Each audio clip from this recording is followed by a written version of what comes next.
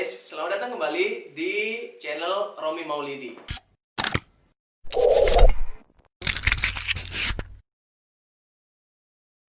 Dan sekarang kita akan berbincang-bincang dengan seseorang yang sangat spesial sekali. Dan saya datangi ke rumahnya langsung, ini seorang ahli vulkanologi. Dan kita akan berbincang-bincang tentang pariwisata, khususnya pariwisata minat khusus.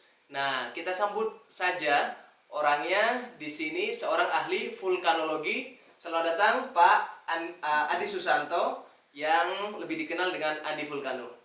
Ya, terima kasih Mas Romi. Jadi saya sedikit koreksi, itu ahli tour guide ya, tour guide vulkanologi seperti itu. Jadi vulcanological guide and geotourism. Jadi memang terima kasih ya. Saya sudah hampir 13 sampai 15 tahun berkecimpung hanya khusus saja di wisata atau ekspedisi ke Gunung Apian. Jadi kebetulan ya nama saya seperti itu, Adi Susanto, tapi orang selalu manggilnya Andi Vulkano karena mungkin pekerjaan. Jadi selama ini saya bekerja di salah satu travel vulkano terbesar di dunia, yaitu Vulcano Discovery. Dan pekerjaan saya adalah juga sebagai kontributor majalah atau media vulkano dan juga asesor. Kemudian ya selain itu ya banyak seperti ini, jadi saya belajar juga nih dari Mas Romi ya mengenai editing video ini. Jadi selama masa pandemi ini luar biasa, maksudnya banyak waktu ya, luar biasanya. Jadi saya sekarang lagi fokus untuk mengejar dokumenter Gunung Merapi yang sedang meletus. Sekarang setiap ada gunung api meletus maka saya ke sana, saya pergi untuk meliput dan membuat jurnal, mungkin yang saintifik atau fotografinya, videografinya, kemudian dibuat dokumenter. Nah, itu kerjaan saya sebagai kontributor media vulkano di Jerman. Oke, terima kasih.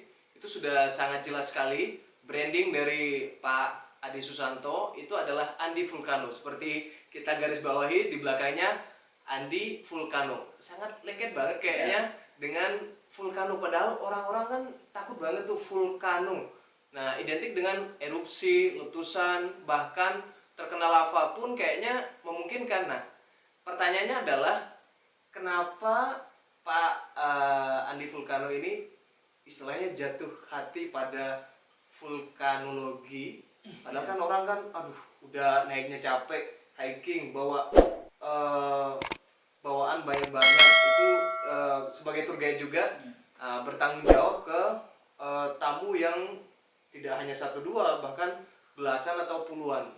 Nah, itu bisa diceritakan kenapa akhirnya jatuh hati ke vulkanologi? Ya, awalnya semua kan karena hobi. Jadi dari SMA itu saya sudah suka gunung api.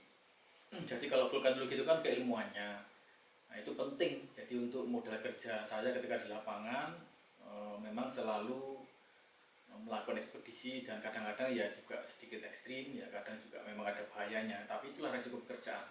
Saya kira setiap orang punya resiko pekerjaannya.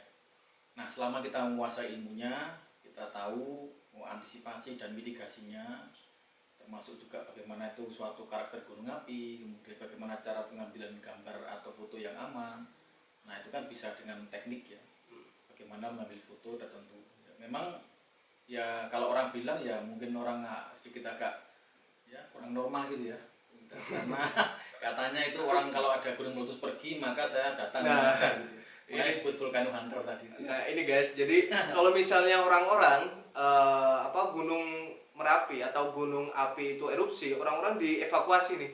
Nah, orang-orang pada menjauh dari gunung api tersebut. Nah, Pak Andi ini malah datang, malah dapat kerjaan dari gunung api yang erupsi tadi.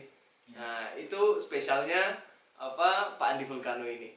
Nah, gunung yang pertama kali didaki itu apa kira-kira Pak? Nah, ya pertama kali saya naik itu Gunung Merapi ya. Gunung Merapi. Gunung Merapi kan di Yogyakarta. Itu Okay. tahun 91, udah lama sekali. Nah, disitulah saya mulai jatuh cinta tentang ke gunung apian. Jadi ya bedanya kalau saya memang independen kan, independen itu bekerja sendiri, tapi banyak juga manfaat keilmuan yang sudah saya share ke hampir, terutama ke para pemandu wisata ya. Oke. Terus kepada ketika ada pelatihan-pelatihan gitu. Ya, jadi ini hal-hal yang sebenarnya kalau di Indonesia mungkin masih belum banyak atau mungkin tidak umum gitu. Tetapi ya seperti ini nih ya harus ada gitu ya, harus ada yang gila ya gitu. Seperti Pak Andi Ya, salah satunya ya. ya sedikit gila nggak apa-apa, tapi gila ya maksudnya Analisis gila ya. mencari ilmu Iya. dan gila kreativitas ya, Betul. yang penting profesional Ya, yang penting safety-nya tetap terjaga, Pak ya. ya. Nah, seperti teman-teman, jadi sebagai tour guide vulkanologi, beliau ini juga tahu ilmu vulkanologi dan beliau adalah salah satu anggota dari IMAGI, Pak ya. ya, ya. Apa itu? MAGI itu Masyarakat Geowisata Indonesia, dan saya anggota dari Volcanological Society EV di Jerman, di Eropa. Jadi memang pengetahuan Pak Andi ini lengkap banget, sudah tour guide. Beliau bisa menceritakan banyak hal dari kronologisnya, mungkin history dari suatu gunung api. Habis itu beliau juga keilmuan tentang gunung apinya juga oke, fotografinya oke. Nah, apa yang kurang kira-kira? Yang masih pengen dikejar nih Pak? Kan Ya. sudah lengkap banget kayaknya nih. Ya, saya pengen membuat buku ya. Jadi saya pengen membuat buku perjalanan saya, mungkin biografi seperti itu, dan mungkin juga buku tentang pemanduan geowisata atau kegunung apian seperti itu, sehingga orang bisa belajar ya, terutama bagi tour guide atau pemandu minat khusus yang lain, supaya nggak asal-asalan atau mencari gaya-gayaan ya. Kan banyak kejadian tuh naik gunung kemudian foto selfie jatuh ke jurang kan begitu. Nah ini kan konyol ya, jangan sampai terjadi. Jadi semua itu harus ada ilmunya. Jadi bukan sesuatu yang tidak mungkin dipelajari, tapi harus ada ilmunya. Belajar dari yang ahli, banyak membaca dan literatur, dan juga harus banyak praktek. Nah itulah kuncinya. Jadi gunung api itu kan macam-macam. Jadi kenapa kita harus mendekat? Jadi harus dulu dipelajari tipe erupsinya seperti apa. Nah ini yang menarik. Bagaimana sih cara mendekat gunung api? Tapi harus mengerti dulu tipe karakter dan bahayanya seperti itu. Oke, kira-kira apa nih kalau misalnya teman-teman ada yang pengen jadi tour guide atau khususnya yang sedang Pak Andi geluti yaitu tour guide vulkanologi, apa kira-kira tipsnya atau syarat-syaratnya biar bisa kayak Pak Andi lah, atau mengikuti jejak Pak Andi? Kalau misalnya kayak Pak Andi kan udah butuh waktu yang lama gitu maksudnya. Ya. Jadi yang pertama kan tentu harus belajar tentang kepemanduan dasar. Jadi harus begitu diklat, namanya diklat pramuwisata atau pemandu wisata.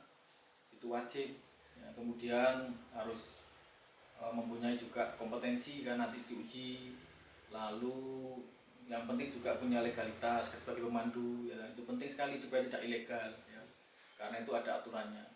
Nah kemudian setelah itu harus upgrading, bisa mengikuti pelatihan pemandu geowisata. Nah itu geowisata kan banyak tuh macamnya, ada goa, ada gunung api, ada tambang, ada mineral seperti itu. Nah maka ambil salah satu, kemudian belajar dari para ahli.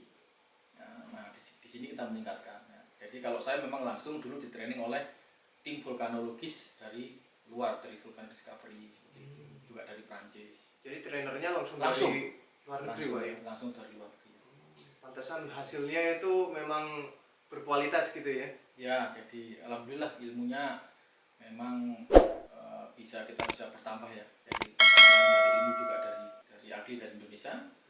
Memang saya banyak juga belajar dari praktisi ya. Jadi mereka tuh memang yang sudah praktisi dari luar itu. Nah, begitu teman-teman. Jadi penjelasan Pak Andi, kalau misalnya mau mengikuti jejak Pak Andi Vulcano ini, kita harus mengikuti diklat pramuwisata. Itu dasar ya. Lalu dasarnya upgrade, kemudian harus tadi punya spesialisasi. Nah ini yang kadang mungkin kurang berani dari para pemandu itu, bagaimana harus berani meninggalkan kebiasaan misalnya menjadi pemandu umum, kemudian spesialisasi misalnya ke gunung apian atau ke diving saja, kemudian ke goa saja seperti itu. Nah ini harus berani spesialisasi. Karena kalau spesialisasi maka bisa lebih fokus